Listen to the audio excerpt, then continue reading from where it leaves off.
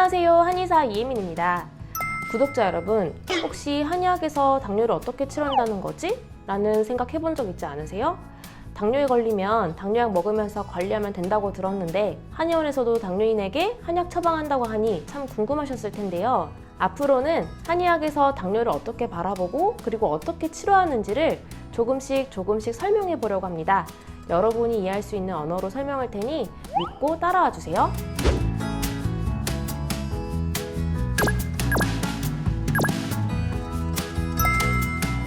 당뇨에 있어서 가장 중요한 장기라고 하면 뭐가 떠오르나요? 네, 맞습니다. 췌장이 떠오를 텐데요. 췌장은 한의학에서 비라고 합니다. 한의학에서 말하는 오장, 즉 간신비패 신 중 하나인 비는 비장이다, 췌장이다, 소화기다 여러 가지 말이 있지만 일단 여기서 중요한 쟁점은 아니니 일단 넘어가기로 하고요. 어쨌든 당뇨인에게 췌장은 매우 중요한 장기가 맞습니다. 인슐린 호르몬을 분비해 주니까요. 또 어떠한 장기가 있을까요? 네, 맞습니다. 바로 간인데요. 처음 들어보는 분도 있으실 거예요. 간은 혈당을 조절해주는 장기라고 생각하면 됩니다. 큰 댐이 물을 저장하잖아요. 그러다가 물이 필요해지면 방수해 주기도 하고요. 그처럼 간도 혈당을 저장했다가 필요하면 분비해주는 역할을 합니다. 그런데 여러분 생각해보세요. 댐이 고장나거나 댐이 제대로 기능을 못하면 어떻게 될까요? 물을 제대로 저장해주지 못하거나 혹은 제대로 방수해주지 못하겠죠? 너무 많이 방수하면 홍수가 나는 거고요. 아예 제대로 물을 보내주지 못하면 가뭄이 드는 건데요. 간도 마찬가지입니다. 혈당을 저장하고 있다가 너무 많이 보내주면 고혈당 상태가 되는 거고요.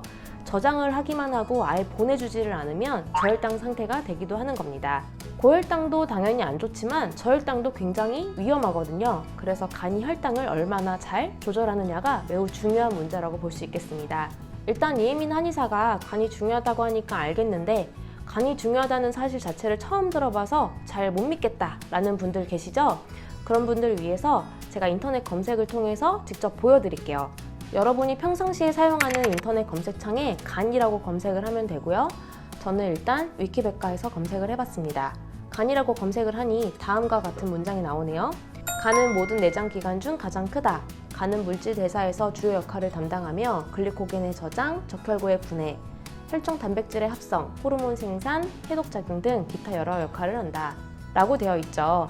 여기서 말하는 글리코겐이 포도당과 관련이 있는 건데요. 간이 포도당을 저장할 때 포도당 형태로 저장하지 않거든요. 조금 더 효율적으로 저장하기 위해서 글리코겐이라는 형태로 뭉쳐서 저장하게 됩니다.